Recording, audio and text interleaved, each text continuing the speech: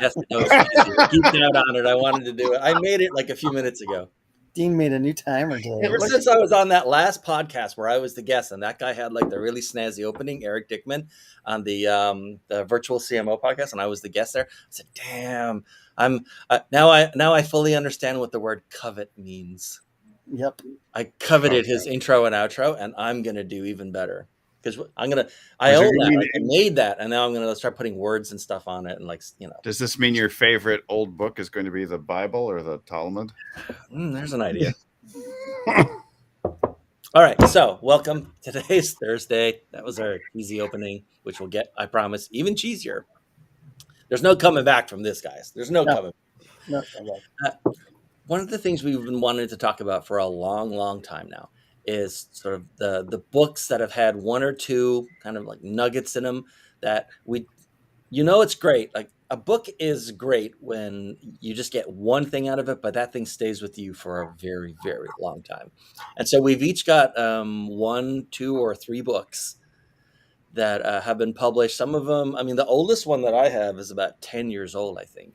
No, the newest one that I'm about to show is 10 years old, and the oldest is about 20 years old. But these books, they're not necessarily long, but they're just jewels. And each one of them has one or more sort of lessons or takeaways or a different way of looking at something that completely shifted how I think about, a particular marketing or business topic. Now, who wants to go first? You know what? By the way, Dr. John does. Is in the process of moving, so his books are all packed up. If you want a few minutes and you think it's worthwhile, it's totally okay to just bring up the Amazon pages for those books and then share your screen. I actually found one. Oh, what do you got? Oh. Well, it's how old is this sucker? That's a good question. I don't even know, but Cialdini's Influence. You're featured. By the way, Dean, you're featured, and nobody can see me unless they go to this really small picture of me. Oh, sorry. Yeah, that shouldn't be like that. Well, it's on the same star of the show. Hey. There you go. That looks good. That does look good. Influence. Anyway, very nice. Now he's back to featuring himself, which is fine, which is perfectly fine since he's the one who created this thing.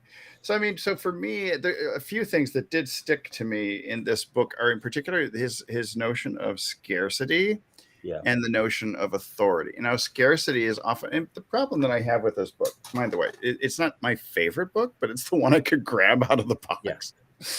Yeah. Is that his stuff is overused by almost every marketer on the planet. There's Robert Cialdini says this, and Robert Cialdini says changed the story for all of marketing and a lot of sales. Exactly. And so even though there's some good stuff in there, I've only picked out a few things, and quite frankly, I've never read the entire book. I've picked out like 3 chapters or so, which are the ones and that's kind of the way I operate with most nonfiction businessy marketing books. There's some interesting psychological experiments in there. Like I still remember the thing about the fellow who came in there, was it Friedman or so, who came into a research project and he told all these little boys not to touch the robot. And it's the experiment of don't touch the robot. And the reason that was just interesting to me is because it showed the notion of almost like Inception, which you plant the idea in the kids that even though there's an external threat that's involved, it needs to become their choice not to touch the robot. And so there's this path along the way of how he changes external locus of control to internal, that it really becomes your idea, not someone else's idea. And that one got me quite well. The other book that is really old, the manuscript was from 1931, still one of my favorite books. And you may not think that this has anything to do with marketing or influence or business, but it really does. And it's a book by a chiropractor, Dr. Thurman Fleet, F-L-E-E-T, not the guy who created the Fleet enema, but his chiropractor out of San Antonio, Texas, who created an institute for higher learning for medical doctors, religious people, business people, multimillionaires had taken a lot of his work. And the book was called Dr. Thurman Fleet's Rays of the Dawn. Now, it sounds really spiritual and woo-woo, But in there, he has laws of the body, mind, and soul. The mental laws are really interesting because his whole approach was to gain a degree of emotional control so that you could function better in business, and also so that you can help other people by helping them to modulate their emotions. And I think everything that we do in copywriting and selling really is stimulating feelings in people. And Yeah. it correlates with Cialdini's book too, which which is that you want to somehow overcome their logic with emotion. And my favorite phrase in this book, it's not necessarily my favorite, but it's the one that sticks in my head forever, like an inception idea, is that indecision leads to perdition, which is that it's better to make it. So if you're not deciding on something, it will result in total annihilation. So it's better to make a decision and then change your decision than to live in the land of uncertainty. Yeah. Or in copywriting, that's been reframed into the confused buyer does nothing. Right. And too many choices result in that nobody is no making a choice. Yeah. Oh, by the way, this is sort of an aside, but it should be.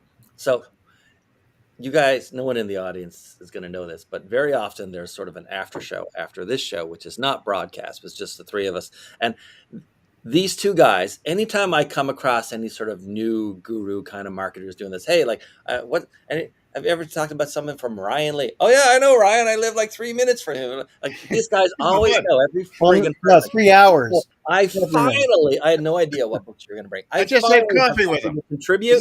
I know Bob Cialdini. I know him. I've met him. I've eaten with him. I've done his course in Phoenix. I actually have met and know, and I mean, we're not friends or anything, but I know Bob Cialdini. And I think you should put your face up bigger. I'm too big when you're telling your Cialdini story. You need to. That's okay. I don't need to be big. All right. Okay. So get this. A couple of days ago, I get approached by the Project Management Institute, like one of the Toastmasters groups they have in North Carolina. Mm-hmm. Yeah. Just as a speaker, they had no idea. The lady who was sort of the VP of education there, I've known her for a few years. She had no idea that I was a member of the Project Management Institute, or that I'd been a certified PMP for decades. So she comes on for a quick Zoom call so we can talk about what the topics might be. She sent some topics, but I didn't think they were like particularly suited to me. And then I said, so when I was a younger lad and in project management and stuff, I worked for a company called Kronos. Which, if you've ever been in a hospital or the airport or whatever, and you've seen those like black time, like that's Kronos. Right? And I was a project manager there.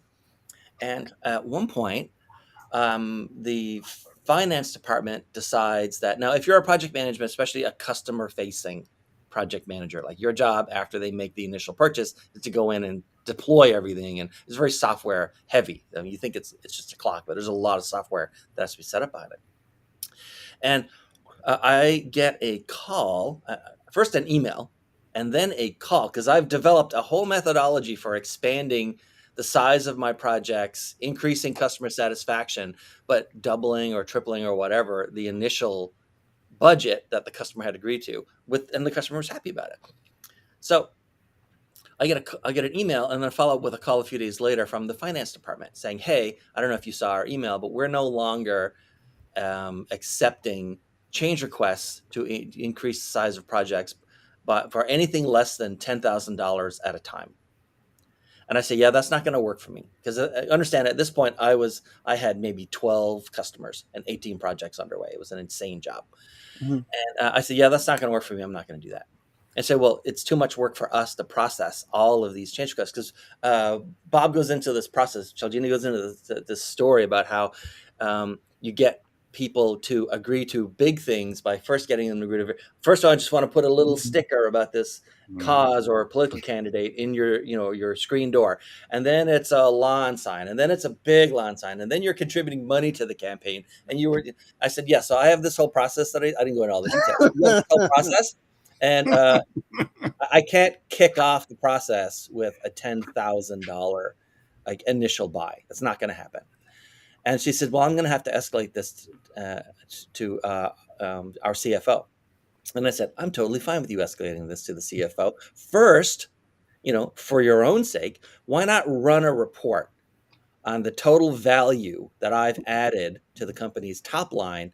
Pick any period, let's say the previous 12 months, and I have that in your hand when you contact the CFO. And then, given you, I just told you how many clients and projects I'm running at any particular time, right? So that call ended, and I completely forgot about that call. Didn't care. Wasn't going to follow what they wanted to do anyway, right?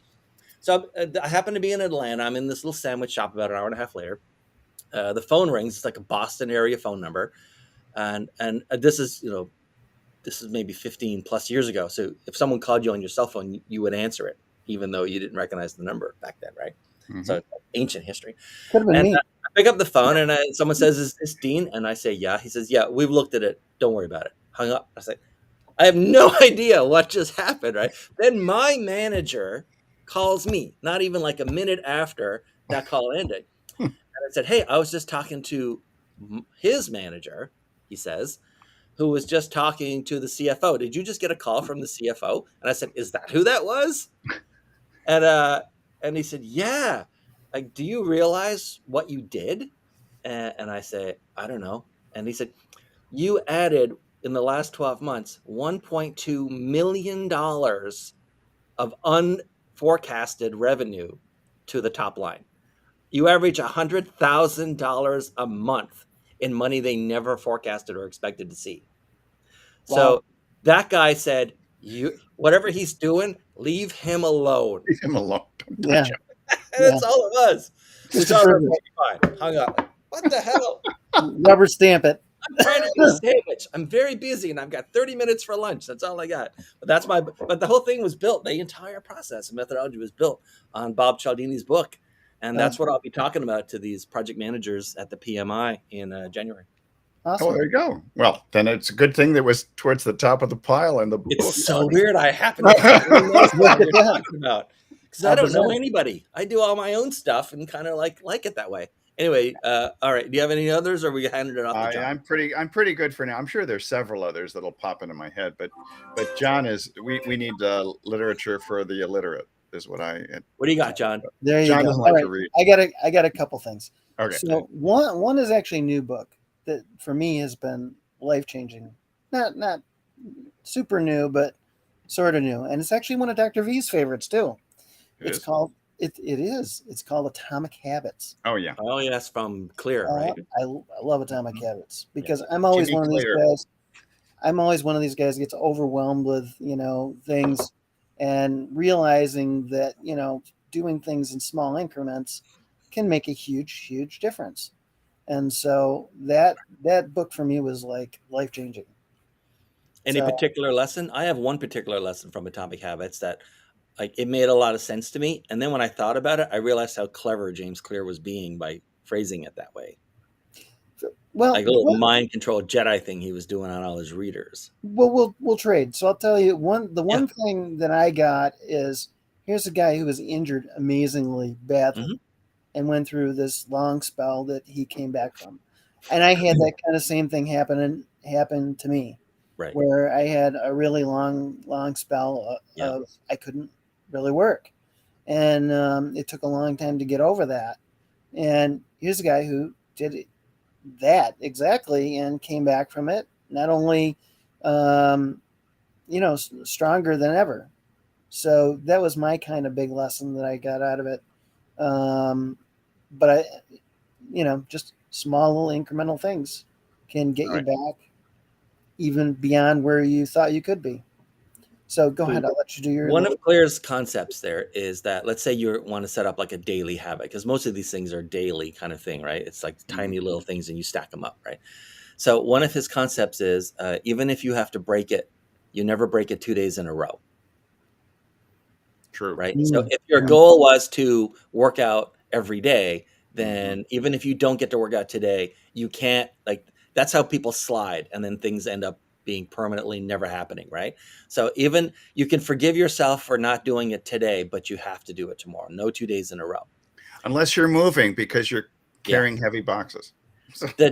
The trick that most people wouldn't recognize in that is, let's say that your plan was this year for 100 days, you were going to not smoke, right? or for 100 days you were going to take a vitamin, or for 100 days you were going to walk 2 miles, and you're someone who's never walked before, basically. Like, you don't exercise in any way, right? The trick that he pulls on the audience, and it's like a benign and really kind of amazing trick, is that worst case scenario, you break the habit every other day. And so you slide back, but then you don't go 2 days in a row of sliding back. So you go ahead and you do your walk. But then the next day, so Monday you slide, and then Tuesday, nope, I got to do it. I can't do it 2 days in a row. And then Wednesday you slide again. And then on Thursday, no, I can't do it 2 days in a row. At the end of the 100 days, you've done 50 walks, and before you would have done none. Right. And so just that concept is, there's a little tiny bit of slack and wiggle room in this, but it only goes so far, and then you have to get back on it. That little bit means that at a minimum, you'll do half as much of your goal, which is an infinite amount more than doing nothing. So very clever the way he phrased it that way. So my question is, would this apply to intermittent fasting when some people, did you intermittent? Yeah, absolutely. They do it from Monday through Friday, but to maintain their sanity as well as the other, they kind of go off the rails a little bit on Saturday, Sunday, and then they're back to it 5 days a week. Maybe if they wanted to set up their own like permission, basically you're setting up a guardrail, right? Yeah. Beyond which you are not allowed to go. I do IF, and the only wiggle room I have is, instead of a 4-hour window every day, I have a 5-hour window on Saturdays. That's it. Right. An extra hour. That's it. Yeah. I usually give myself a little extra. Your guardrail doesn't need to move much for you to feel like, oh wow, extra cool, right? It doesn't need to double. It just needs to move a tiny bit. It's like you feel the extra space feels extra to you. All right, what else you got, John? Okay, so the other thing that I was, by the way, I half expect you to say that you've known James Clear for all of your life. No, and, you're taking his course or whatever, and like you know him personally, and you did you know so many people, John. Like I do know a lot of people. Anyone might hear of.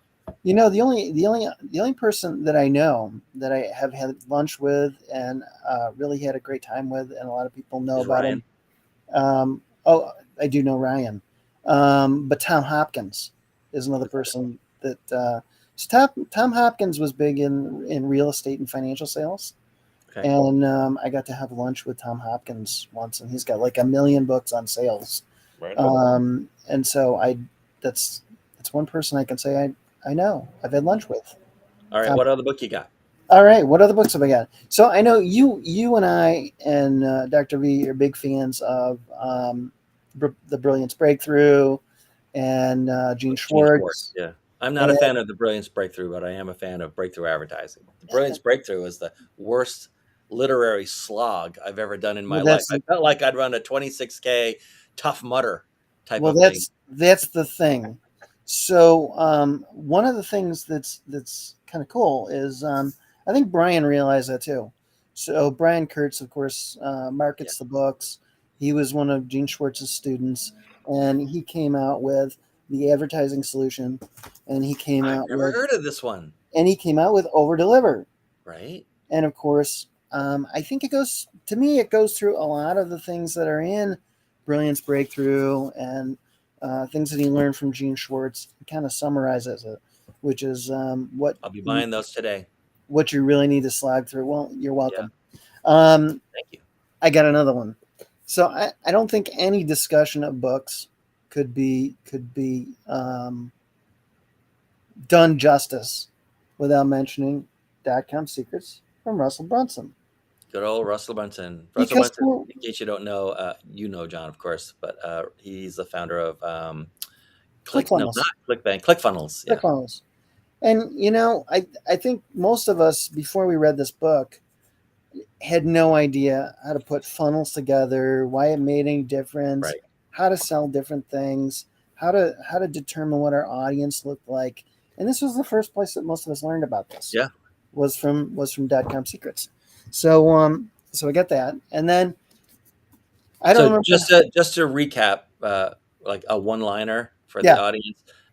Essentially, .com Secrets talks about the sales and upselling power of a structured buyer journey from the time you get them until the time they finally like click on the final buy button. And Yes.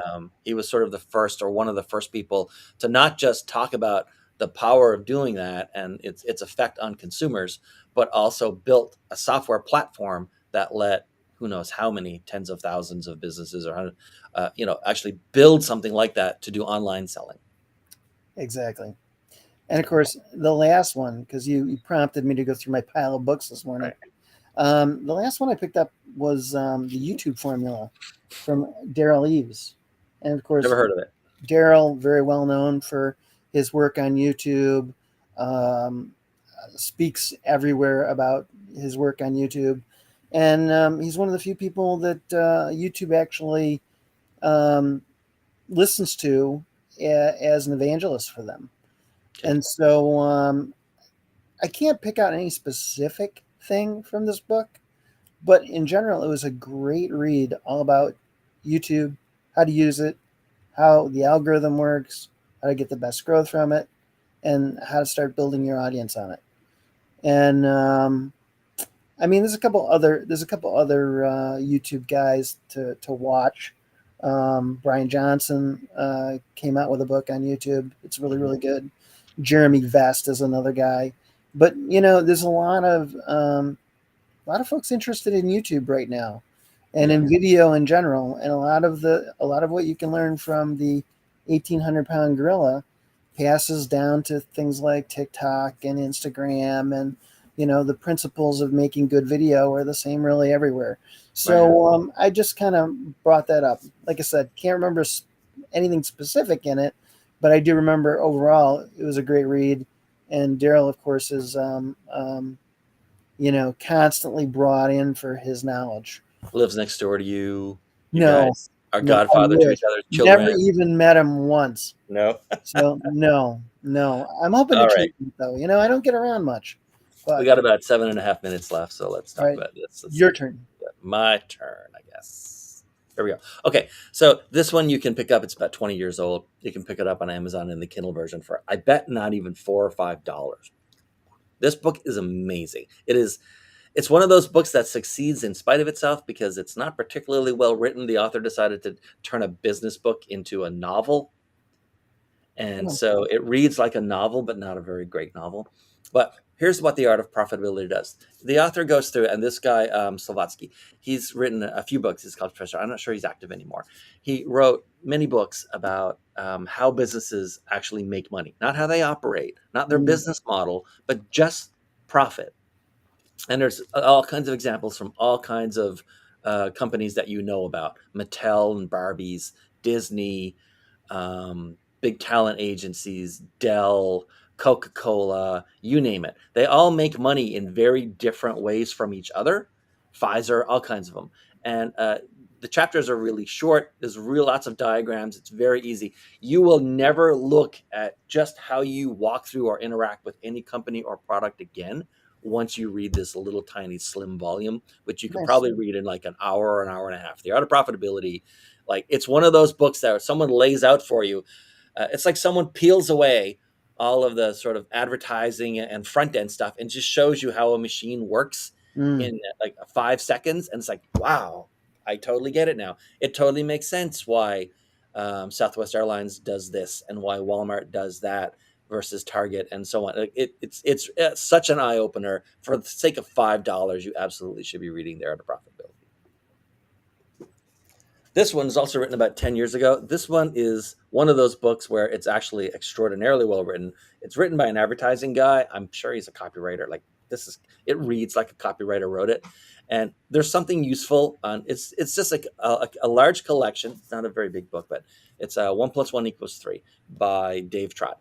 And it is, I think he's English. And it's just a series of stories to illustrate his various lessons. And he's great at boiling down a lot of the stuff. And he boils down all of marketing at one point to just, where is it? Yeah, he boils down all of marketing to just 3 questions. And it is, what do I want? Who do I want it from? And why should they do it? Or what's for them? That's it. And really, you can boil down a lot of the work that I do with helping people with positioning statements and writing their copy and their pitch decks and all this landing pages and everything else is that I need them to know what they want. And ideally, as much as they can, I want them to know who they want it from. And then ultimately, it's my job to figure out how to convince somebody to do it for them. But 3 simple, very short sentences that just completely change the conversation, because everyone comes in talking about, this and that and their model and blah, blah, blah, and their goal and blah. I said, no. All I need to know and all you need to know, and if you don't know these questions, we need to start with that first, is what do you want? Who do you want it from? And why should that person do it? Mm-hmm. It's crazy, so simple. And then there's a template that I use, a strategy template for helping businesses and entrepreneurs figure out what exactly we're going for. There's even elements of that template. And at this point, it's like a gigantic mind map with a whole bunch of things in it. But there's even elements in the video we did last Thursday. Some, I think 1 or 2 of the questions out of the 21 questions for the positioning workshop that we're doing this coming Thursday, so a week from today, on the 8th, came from this book, which is just Good Strategy, Bad Strategy. Don't bother reading the second half of this book. It's a bunch of already outdated kind of things. Although he does have a tiny little anecdote about Steve Jobs that I thought was pretty interesting. It takes 3 sentences. But this is Good Strategy, Bad Strategy by Rumelt, R-U-M-E-L-T. And it does a great job for regular people explaining how business strategy works. And then he does not, however, and this is why I had to make sort of my own visual guide to it all. He does not lay out in any way all of the pieces and how they interact. So I had to make my own. That in itself was a great intellectual exercise and very helpful for me. But it's a really solid, easy to follow along understanding of how to conceive of and then design and then to some degree even execute on a strategy for your own business or your own career. Fabulous book. The first half of it, anyway. So those were my 3: Art of Profitability, 1 + 1 = 3, and Good Strategy, Bad Strategy.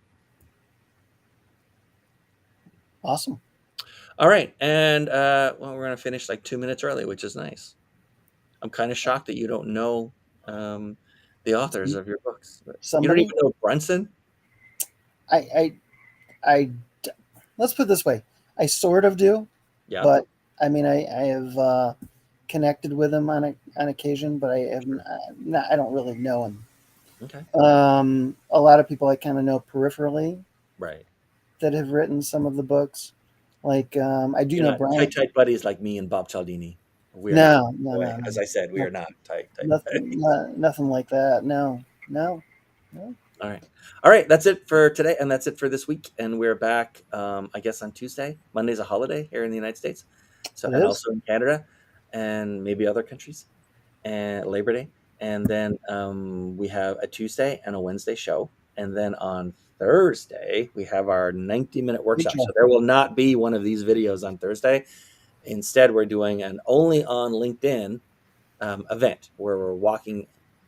I forget how many people are going to be at this thing. I know we're in triple digits for the number of registrations.